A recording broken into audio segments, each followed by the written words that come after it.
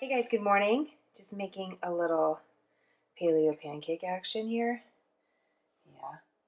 2 bananas, 3 eggs, a dash of vanilla, a little protein powder. You're good to go. And they actually taste like little crepes, so that's great. Um, 3 quick things I think you need to know today. One serious, one that has to do with our cities, and one that has to do with the crown. So, first things first. Remember when I told you a couple weeks ago that I was having trouble finding some building supplies? We're doing a little renovation in a new home that we bought, and the building supplies are limited specifically because of what's happening with our trade situation with China. We're having this quote unquote trade war with China, and because of that, that's limiting some of the supplies coming from China into the United States. Sort of an interesting kind of side story to a much bigger story. Remember, China and the United States are the two largest economies in the entire world. We've been negotiating better trade terms, hopefully with China. And because of this, both sides have placed taxes on each other's goods. So they've either become more expensive or more difficult to get into the country.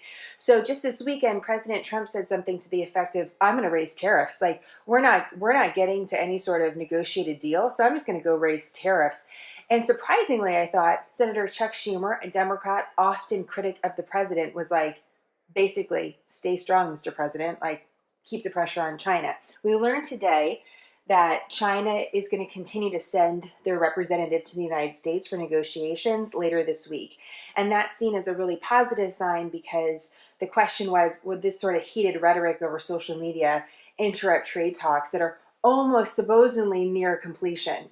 So I think you should know it looks like the trade talks are going to continue later this week. This has major potential effects on our entire economy and the global economy overall. I mean, no big deal. So I think you should know that it's happening. You should know that President Trump is getting impatient with it. And he's not directly involved in the trade talks. He's not sitting necessarily at the table, but these are ongoing, and you should know that that's happening. In the meantime, in my hometown of San Francisco, it's sort of interesting.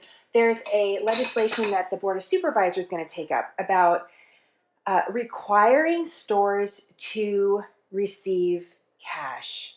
So there's a trend, in some major cities that you can see a store like a bodega, like a little, corner store, saying like, we don't accept cash. We only accept paperless currency.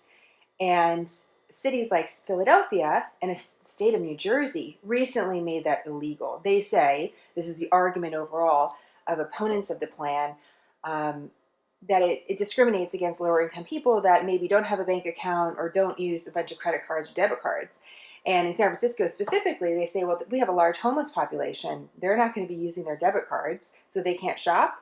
And it's a very interesting debate. I'm curious what you think about it. The state of Massachusetts back in the late 1970s required everyone to accept cash. So it's not necessarily like the new thing, but it's sort of an interesting thing. And I have to tell you, I went to the I went to the vending machine with my kids the other day, and my daughter goes, "Can I have $1?"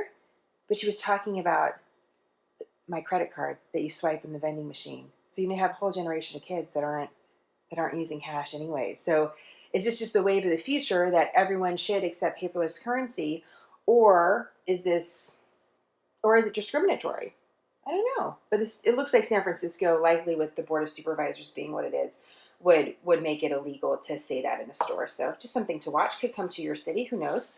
And then yesterday, Tiger Woods was awarded the Presidential Medal of Freedom. It's one of the highest honors for a citizen. You're going to see a little bit more on it on our site today, a little history on it, because it does have an interesting history, and it's really up to the discretion of the White House who they want to award.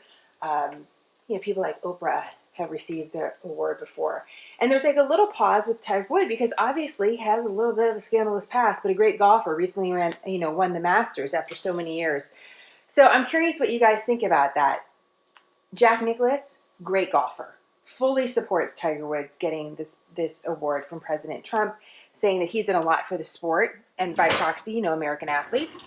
But I don't think I need to go into detail about some of the controversies of Tiger's past. So do you think he should have gotten the award? Should it be reserved for other people? I mean, everyone, actors, singers, all sorts of different people have received this award. So maybe I'm overthinking it. And then finally, we haven't heard the name yet of the new baby royal, other than we know that he's a boy.